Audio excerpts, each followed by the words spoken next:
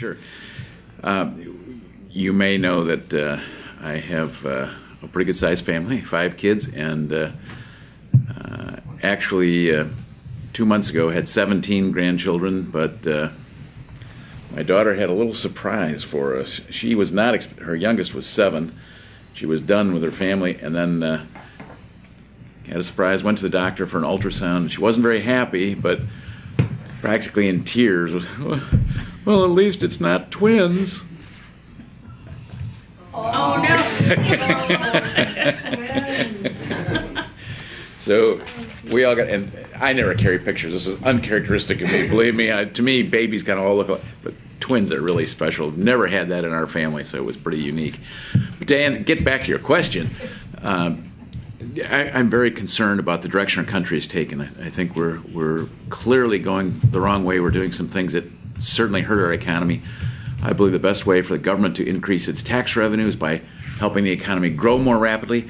I've spent my, I was going to say entire life, but actually now it's until a year ago, in the private sector, starting companies, building companies, and I believe I understand what motivates people to invest their time, their energy, and their capital in building businesses, and creating jobs, and helping to grow the middle class in this country. I think that's the most important objective that we can possibly have. My opponent, Mr. Durbin, I don't think has any understanding of what it takes to do that. I don't believe he's ever worked in the private sector. I think he's been in government in one fashion or another for his entire life. You can correct me if I'm wrong. He used to own part of a nightclub in town here. Out by Lincoln Community College. Okay.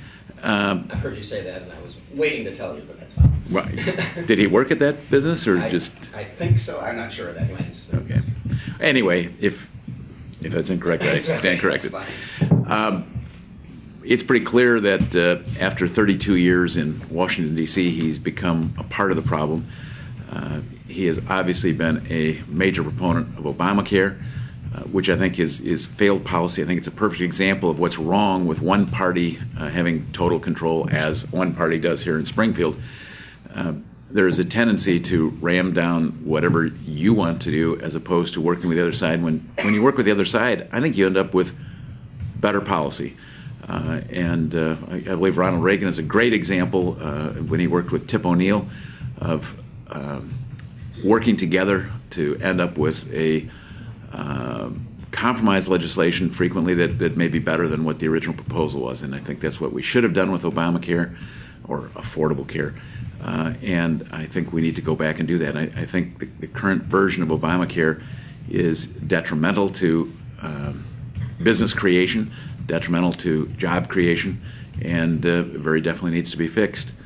I think Mr. Durbin's comment, which after a lot of pressure he finally withdrew, comparing the American military with Nazis, was absolutely uncalled for, and I think had a tendency to show where his innermost thoughts were. In addition to that, I'm a strong proponent of term limits. I believe that if we have citizen legislators who are serving for a limited period of time and then will return to ordinary life, they will tend to vote in ways that would be best for our country and for our state. Whereas career politicians have a tendency to vote in ways that they think will help get them reelected. As a result, I'm a very strong proponent of term limits. I am told that I at least was, if I'm no longer still, the #1 circulator of the term limits petition for an Illinois constitutional amendment personally, and I'm still circulating that petition. I believe that will get on our ballot to limit state legislators to 8 years, which I think will help the state of Illinois in the future. And I'm hoping that you all in the press will be writing favorable editorials about the merits of term limits when we get to October and November. And yet here is Mr. Durbin, who's been in Washington for 32 years, saying, give me 6 more. On term limits, there's no movement for a federal term limit, is there? There will be if I get to Washington. And what would you want it to be? I would support the U.S. term limits pledge, and by the way, I've said publicly I will serve no more than 2 terms in the U.S. Senate, regardless of whether we can get a term limit approved or not. The U.S. term limits proposal is a maximum of 2 terms, 12 years in the U.S. Senate, or 3 terms in the Illinois House. All things being equal, I'd probably rather see 4 terms in the Illinois House, but I can live with 3 terms. So are you calling for John Shimkus to resign from Congress because he ran on a term limit and then decided against it after he got in? I believe that it would be better, yes, if in fact we seek new legislators and have limits. Now, it is a little different question when you have a self-imposed term limits versus a term limit applying to everybody. I strongly support term limits applying to everybody. There is an argument against self-imposed term limits, but to be honest with you, I think if you run on the basis that you will serve X number of terms, you serve those number of terms, I think you should be good to your word. And just on the term limits question, because I know it's a popular thing, and the petition you're distributing is the one that Bruce Rohner is also distributing and has donated to that effort. Is that correct? Yes, and so have I donated to it. Because there are some people who, you donated to it as well? Yes, I have. There are some people, in fact, Senator Dillard is one who talked about downstate districts because you would have fewer state senators under that, more members of the Illinois House and fewer state senators. You would have these giant, larger districts in central and southern Illinois, so that you would have a more difficult time representing people according to those who oppose that. Well, they would still be smaller than congressional districts. I think our congressmen represent their constituents reasonably well. There would still be, I think, under that, if I remember right, 41 Senate districts I think so. versus 18 congressional districts. That means each senatorial district would be less than half the size of a congressional district. And the only other main argument is that lobbyists hang around forever, and staff hangs around forever, and if you have people coming into the legislature learning the ropes in a few years and leaving after 8, then the lobbyists and the staff are going to be running the show. If you elect good people, which I think you would if you had term limits, it doesn't take 2 years or 4 years to learn.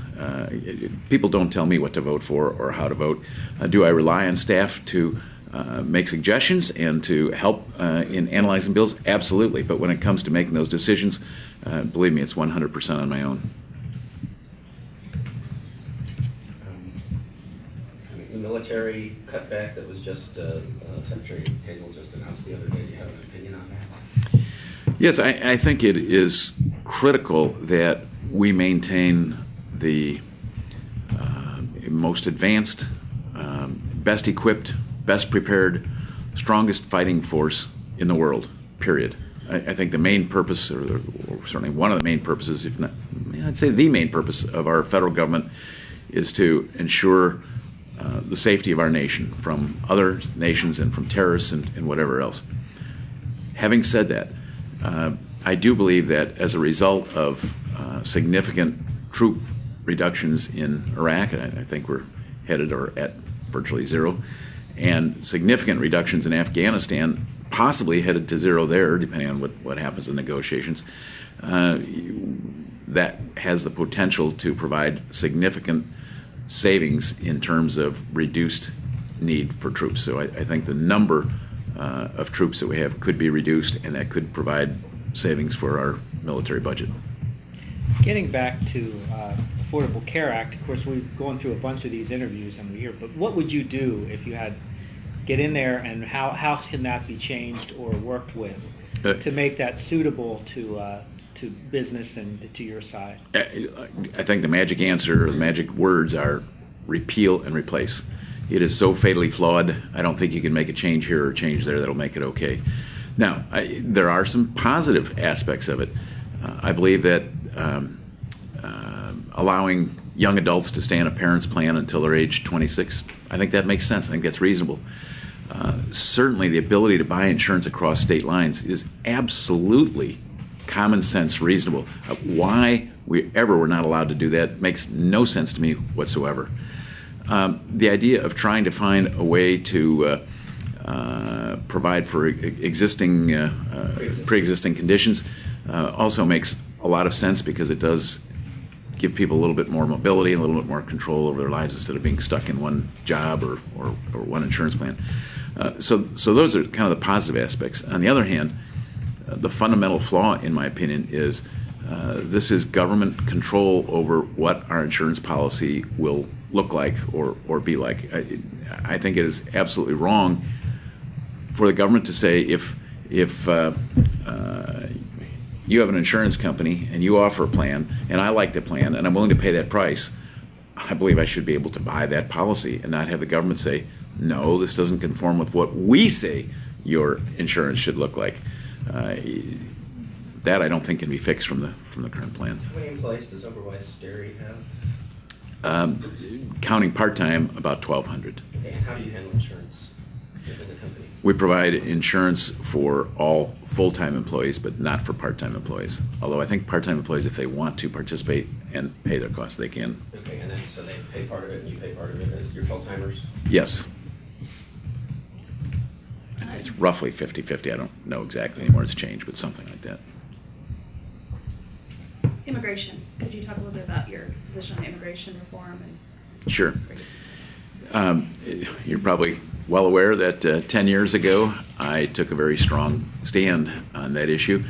And it was a time when there really was not much attention paid to it. A lot of people didn't realize how serious a problem it was. My point was, we have laws that we're not enforcing. This is a serious problem that needs to be dealt with.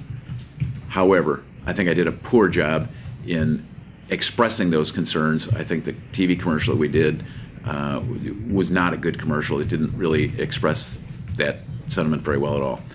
In addition to that, I would say that I have slightly modified my views in this way. Number one, my policy, my belief today is that we do need to secure our border. I don't think that's very controversial. I think most people certainly agree with that, so we know who is coming and where they're going. Secondly, I also believe that if children were brought here by their parents illegally and have grown up here and been a part of our society for a significant period of time, I believe we should find a pathway to citizenship for those children. In this country, we generally don't, we try not to blame children for acts of their parents, so I think that's reasonable. When it comes to the parents who did break the law, I do not believe that we should provide amnesty. I believe if we provide amnesty, that will just make our problem worse, and we'll have more people wanting to come here. But on the other hand, we don't want to break up families. My solution or suggestion is that we look at a non-immigrant visa, which would allow them to stay here, to be here legally, to work, and to return to their homes and to come back again, all legally. However, it would not provide them with a path to citizenship. It would not allow them to cut to the head of the line for citizenship. If they want to become citizens, they'd have to go to the back of the line, just like anybody else applying for citizenship. I also do not believe that those people should be given, I believe they should have to pay Social Security taxes, pay Medicare taxes, pay like anybody else pays in this country, but I don't believe that they should receive automatic path to entitlements. So they pay into the systems, but they should not Yep. get the results of the part of the... That's the cost for breaking the law, in effect. Okay. Yes. And when you said that you would allow them to return to their countries and come back, would they have to return to their countries No. for some period? No, you're just saying they could move. Yes, They yes. could visit family. Right. It is actually Senator Durbin, who I think is a key sponsor of the DREAM Act, and so are you saying that you agree with that piece of legislation or that part of it? Yeah, I don't know everything that's in the DREAM Act. I agree with what I just said. Okay.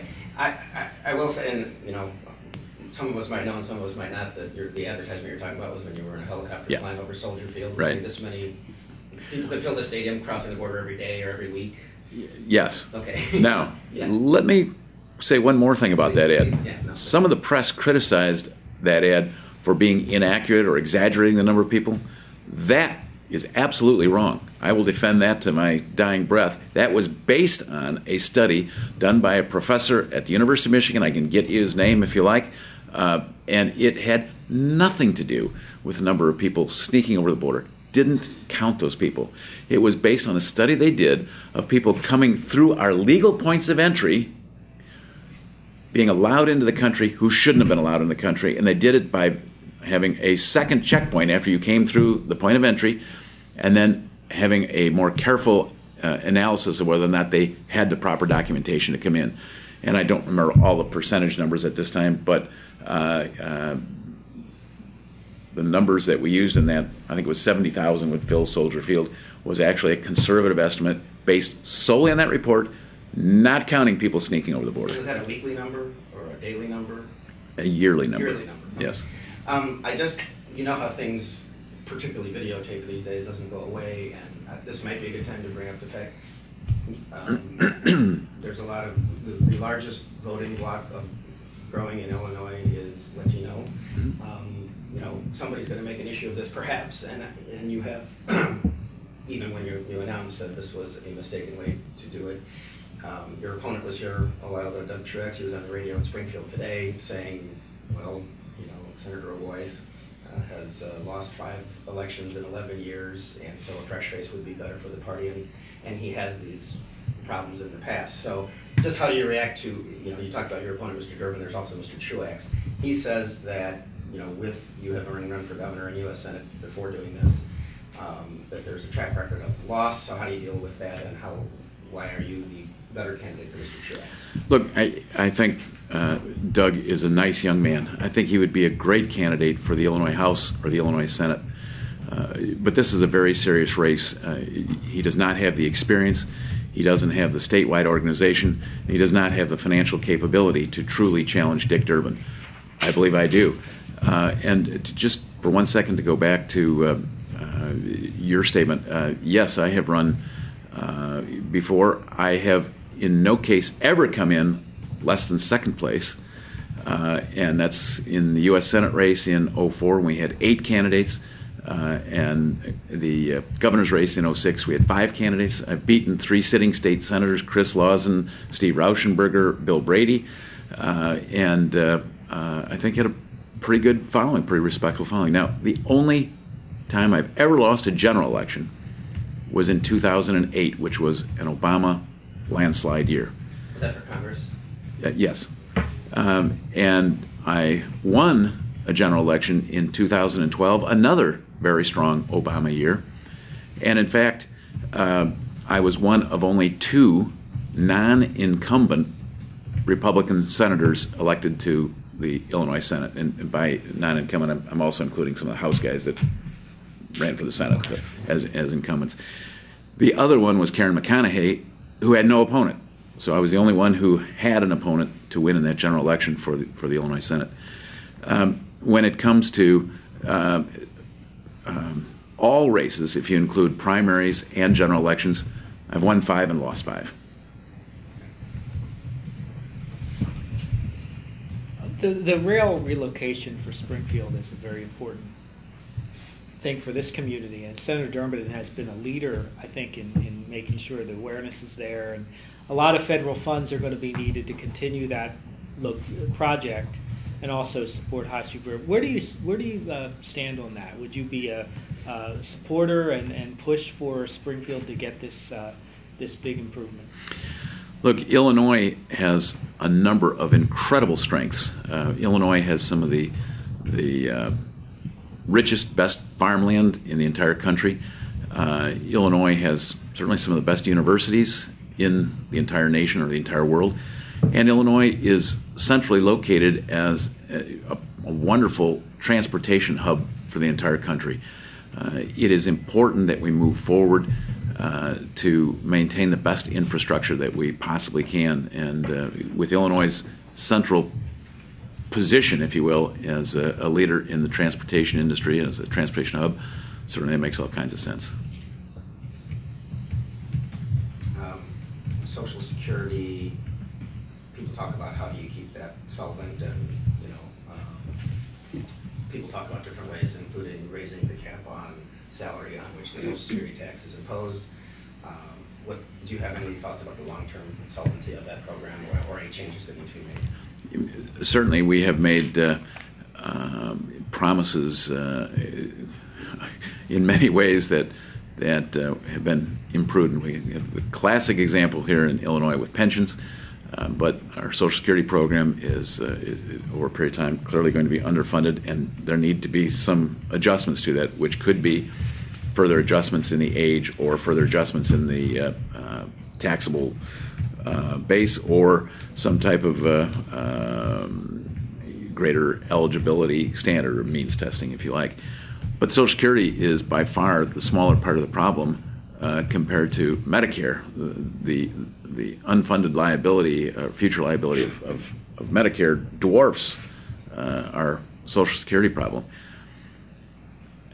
I'm not going to tell you that I have the absolute answer to that problem, but it seems to me that a logical step would be to align our eligibility age for Medicare with our easy for you to say, eligibility age for Social Security over a period of time. And we've talked about proposals like that. If you were, let's say you're 55 and older, there's no change, but if you're for every year under 55, maybe it gets extended for 1 month until we get aligned with Social Security, which will by that time be 67 for full benefits, and perhaps it should be 67 for Medicare, or you should have to pay more for your Medicare benefits until you reach age. There are lots of different things, but those are the kinds of things that I think need to be considered. So you could raise the age for, you're saying Social Security. Now, Social Security, are you saying to possibly mess with the age of eligibility for that as well? Well, or maybe make Medicare where Social Security is now? that's what I'm suggesting, yes. Over time. Yep. We hear a lot of people talk about waste, fraud, and abuse in government. Do you have any Good. I'm glad to hear ideas that. Not enough. Are there areas that you think could be looked at in the federal government in terms of rooting out waste or fraud? I mean, absolutely. And certainly eligibility for the entitlements programs is certainly where it starts. And Illinois is obviously the prime example when we look at what we've discovered when we look at the Medicaid eligibility. And it's changed. Obviously, they looked at more people, but something like 50% of the hundreds of thousands of cases looked at by, was it Medicus, I think, that found that 50% were either ineligible or receiving too high benefits for what they were entitled to. In many cases because people don't live in Illinois anymore, or their income level had moved up to the point that they weren't eligible or were eligible for a lower. I mean, that's such an obvious extreme case, and yet our public sector unions were able to go to court and say, we can't have some outsider in here looking at this. These have to be state employees who, by the way, will then pay us union dues. I mean, what a, in my opinion, abuse of the public trust.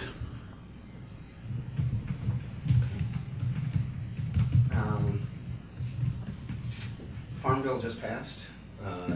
Would you have voted for it, and if so, why? If not, why not? First of all, I very much agree with the principle that was expressed by the House initially, that felt that we should separate out the so-called Farm Bill from the SNAP program. There's really no logic other than politics for the two to be linked. So I would like to see that separated out. Obviously, that didn't happen in the final bill. I'm most familiar, surprise, surprise, with the dairy portion of the Farm Bill.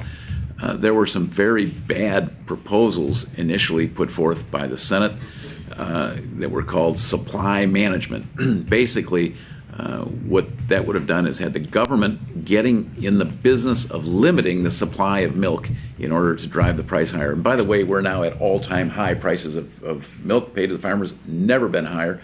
The government, in my opinion, should have nothing to do with setting the price of milk.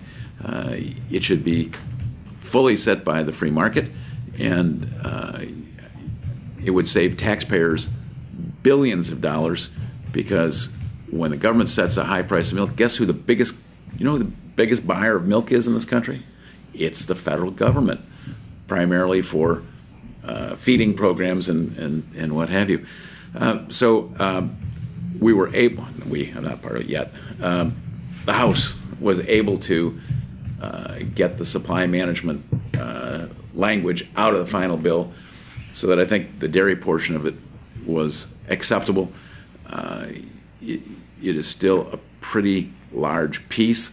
This is, in my opinion, a little bit like our so-called pension reform bill that came to the House. I don't think the Farm Bill was a particularly good bill. I wouldn't have been very happy about it, but your question was, would I have ended up signing it? And the answer is, I would have, yes. In the same way, the so-called pension reform was not the right solution. It was not the right answer. We really need to go to a defined contribution from a defined benefit plan. It's important that somehow over a period of time we do that, so that politicians cannot get us back into this ever-increasing unfunded liability. But when it got down to it, and honestly, when I walked on the floor of the Senate, I didn't know for sure how I would vote. I listened very carefully to the arguments on both sides, and I ultimately came to the conclusion that while this is not a good bill, there are a lot of things wrong with it, it was a better than nothing bill because it did reduce our unfunded liability by about 15%. It did reduce our payments over the next 30 years by about $100 billion. So it's not nothing. It is a step in the right direction, even though it had many flaws. The other major factor, one of the factors that convinced me was no matter what bill we passed, there were going to be court challenges to it.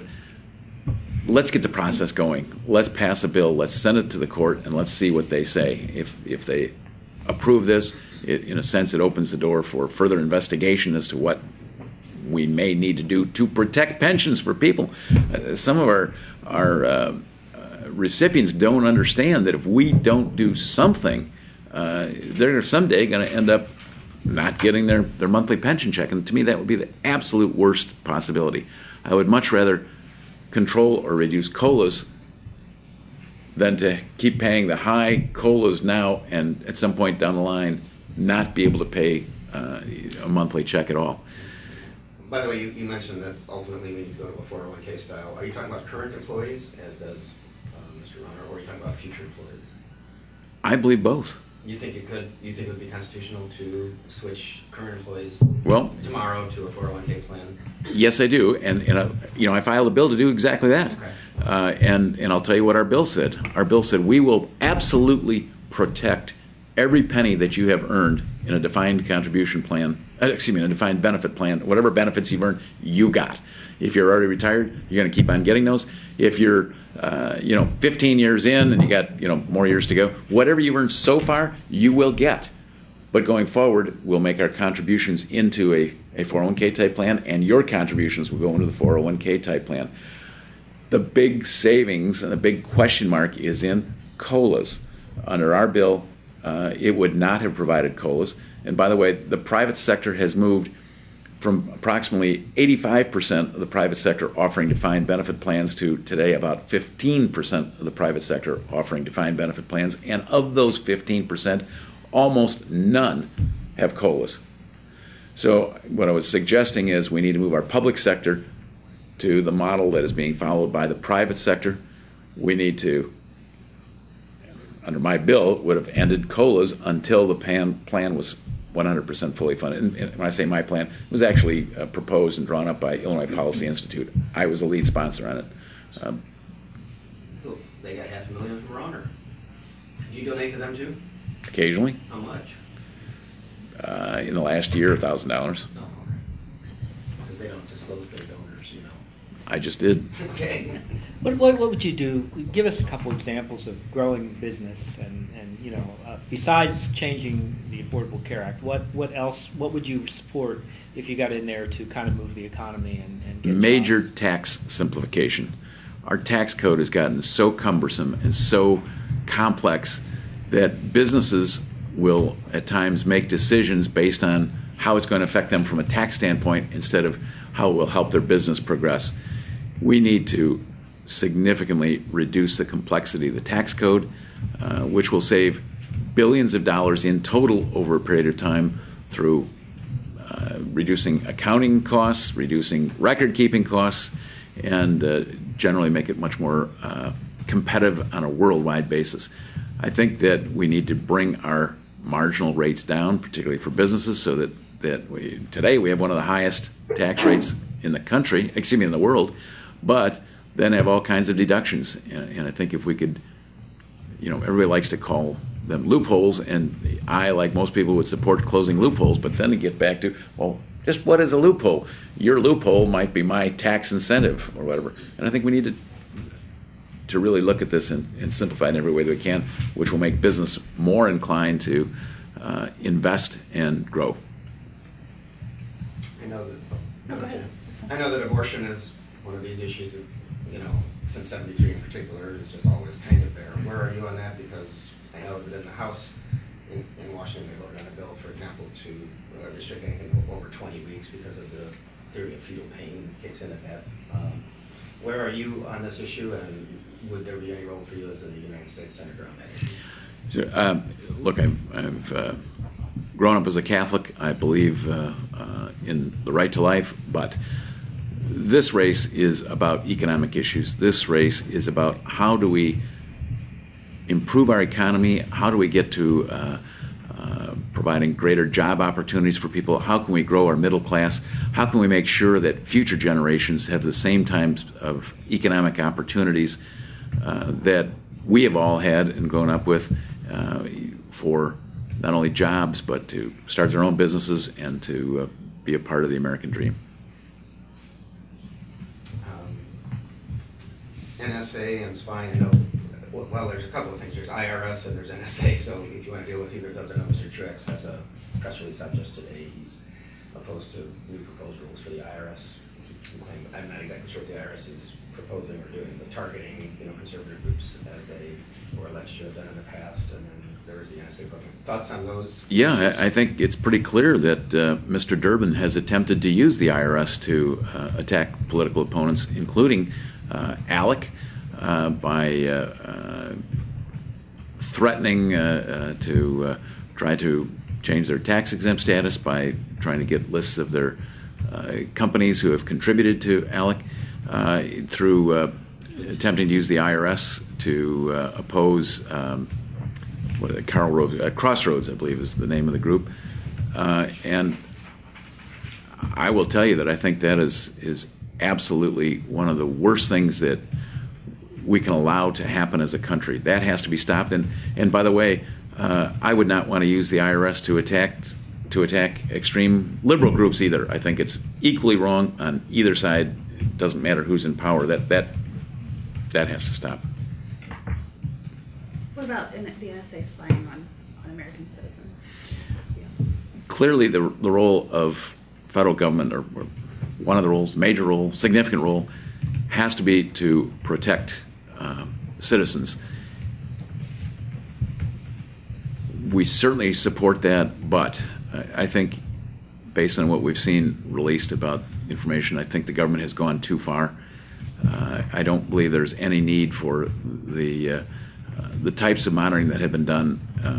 There is a court, the FISA court, set up. I think we need more court supervision over what's being done, and certainly those huge amounts of data should not be maintained by the federal government. And I believe they have the ability to check not only my phone call with somebody in Afghanistan, but then somebody who talked to me who talked to that person, and that's, in my opinion, going too far, linking too much. Do you think Edward Snowden is a hero or a traitor, or where do you fall on that? That's an interesting question. I certainly want to protect whistleblowers whenever we can. I think it is important that we have people willing to stand up when the government goes too far. From that standpoint, I appreciate knowing some of the things that came out. However, there clearly is an argument that he has jeopardized the lives of some of our Americans, and that he has made available much more data than was possibly necessary, and has probably gone too far. But I don't know the answer to that without more information. And you talked about the economy, or the election being about the economy and jobs. Mm-hmm. In terms of Illinois' most pressing challenges or issues, what are we needing here? My immediate response is a new governor and new legislature.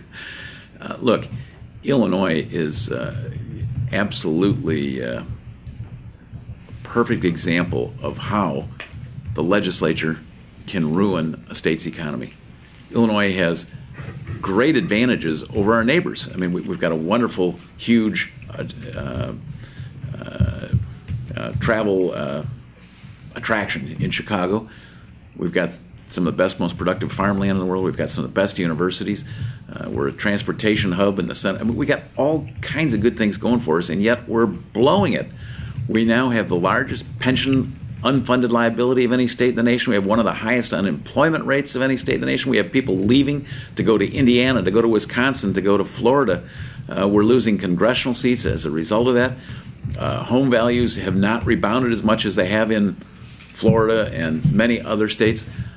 And we have workman's comp insurance rates that are double and triple some of the neighboring states, and we have generally an attitude in this state that business is somehow bad, and we lose sight of the fact that it is business that provides jobs.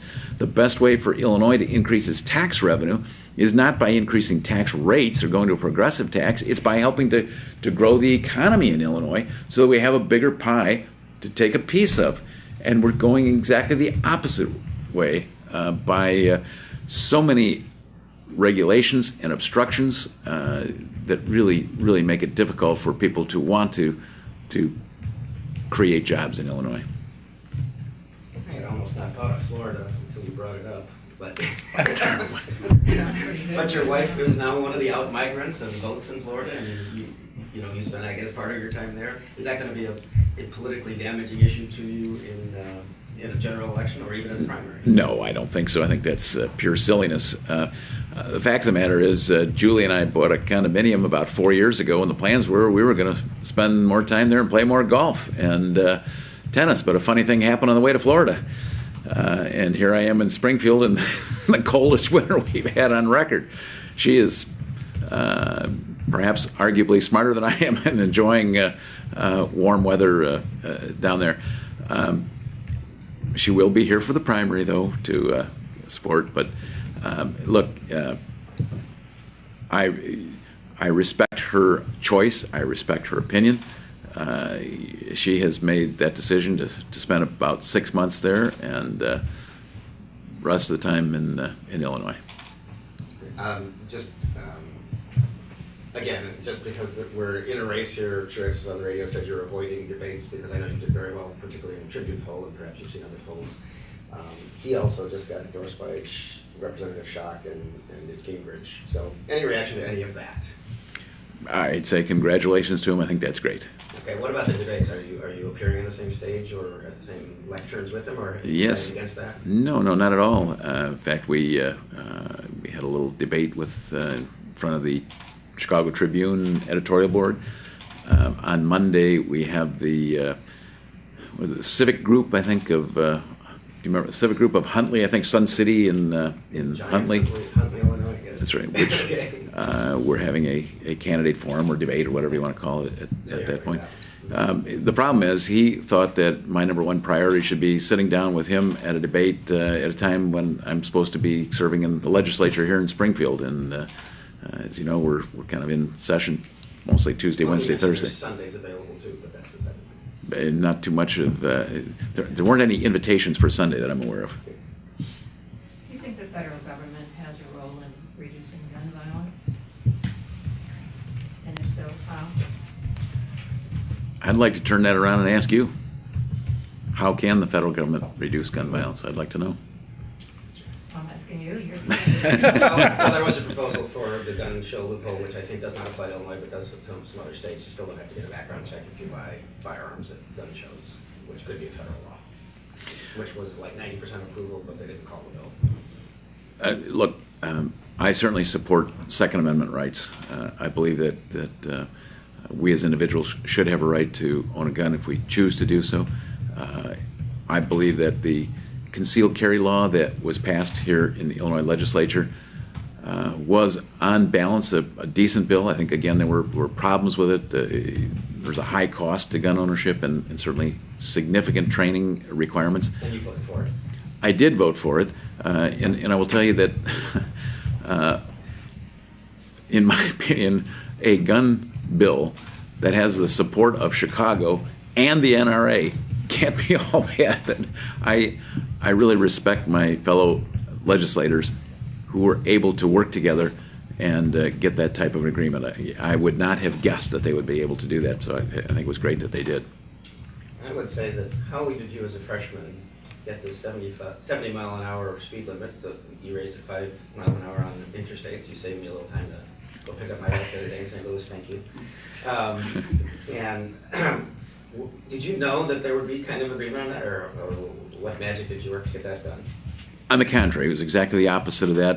When we showed up, leadership gave us a list of some prior bills that had been proposed by Republicans that had failed, and asked if any of us had an interest in any of those bills and would like to sponsor them this year. And when I looked at the list, and by the way, I'm the last guy to get the list. I'm the bottom guy in the seniority.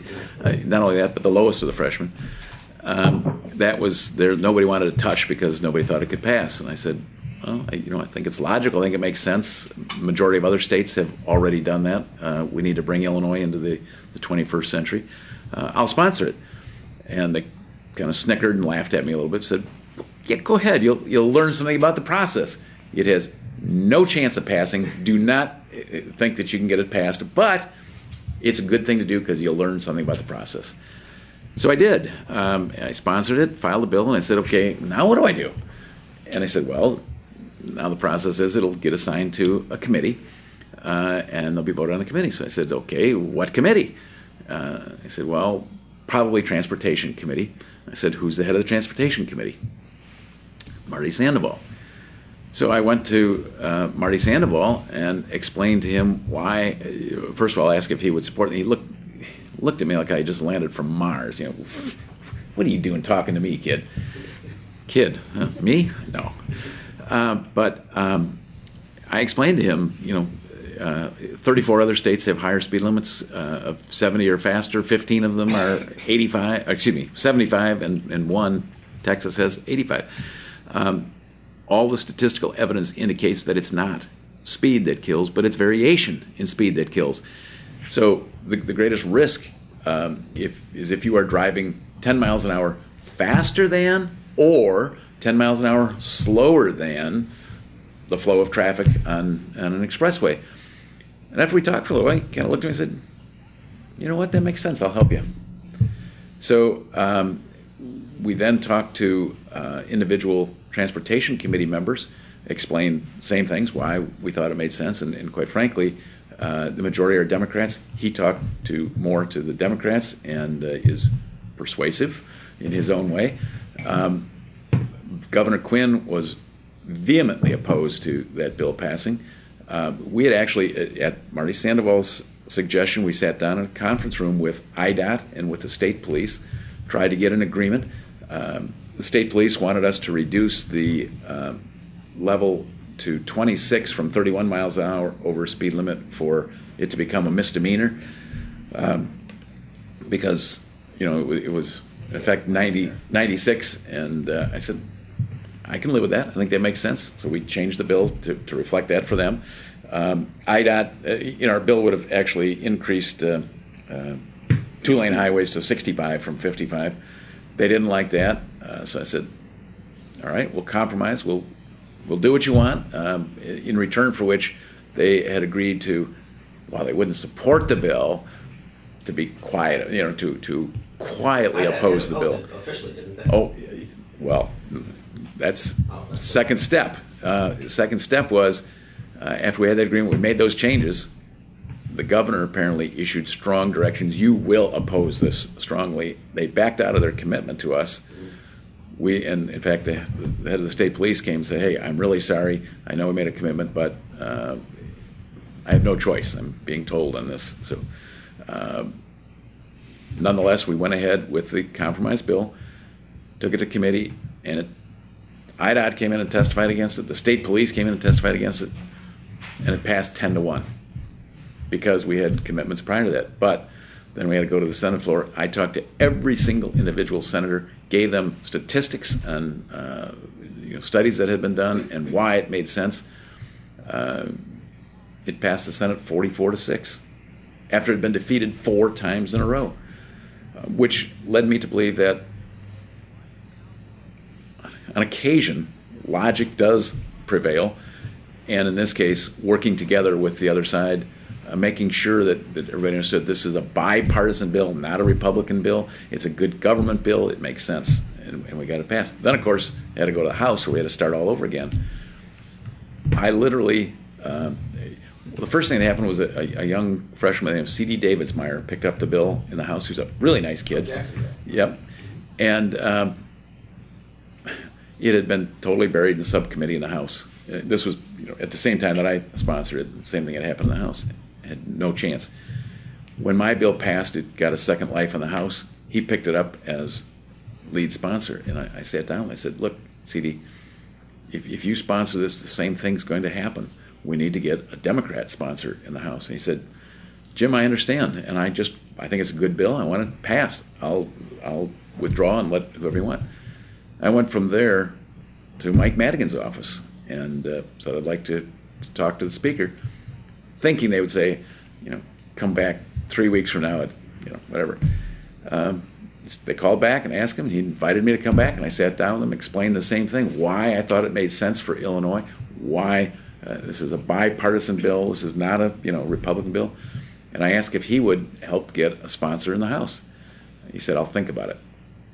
A couple days later, Jerry Costello picked it up as a sponsor, and I didn't know who he was. I asked around, and they said, "Well, he's been here for quite a few years, and he's sort of a protege of Madigan's." I said, "Wow." And son of a former congressman. And son of a former congressman. And I thought, maybe this has a chance after all, because everybody was telling me, okay, you got it through the Senate, but you aren't going to get it through the House. So Jerry Costello then worked on the Democrat side of the House. C.D. Davidsmeyer and I worked on the Republican side of the House, again, talking to everybody, giving them information.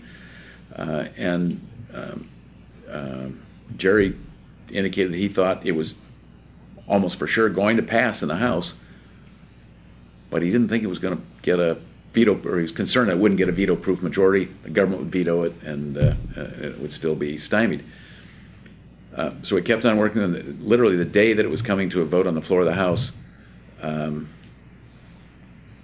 Governor Quinn's Gary Hennig came to my desk, and he had another bill that the governor was wanting to push, and told me that if I would vote for that bill for the governor would withdraw his objections or fighting the bill. What I was thinking to myself was, hey, if this is a bill I can support, done deal. Oh, fine. As I looked at it, and I don't even remember what the bill was, but it was not something I could support. And as much as I wanted to see my bill pass, and as much as I wanted that, I just said, sorry, I can't do it. And when we went that afternoon to the vote at the House, we still didn't know where it would be. We were hoping to get to 72 or 71, whichever the number was. He had counted votes. He said he was pretty sure he had 68. It came to a vote and passed 85-30, which was a veto-proof majority, and the governor ended up signing it, I think, seeing the handwriting on the wall. So we did it by logic and by not trying to make it a Republican bill that we won, but making it everybody wins. And I hope that's something I could do in Washington. I think Ronald Reagan was a great example of being willing to work with Tip O'Neill and get things done that maybe weren't 100% of exactly what he wanted, but he got things done. Who knew we would get such an interesting answer to that question? And such a long one. Trying to use up the rest of my time. Don't I have to go now? I think you did. Actually, we did. You filibustered us right into the. No, that's great. That's great. Is there anything else that you'd want to that we didn't cover that you'd want to touch on? Anything else you want to say? Would I miss, Tom? Anything? You're good. I think that's a shut up and get out of here. Campaign managers always say that. Thank you very much for your Thanks. time. I appreciate it. I will say that I'm an entrepreneur, and it's clear that I have made many mistakes in business, but I think I've learned from those mistakes and become a better business person, a better entrepreneur as a result. It's clear that when I started in this political process about 10 years ago, I didn't know a lot about the process. Was kind of thrown onto the stage, sort of like Doug is right now, without the experience and without the knowledge. And I made mistakes, but I believe I've learned from those mistakes, and I think I'm a better candidate today, and I hope that you will consider giving me your endorsement.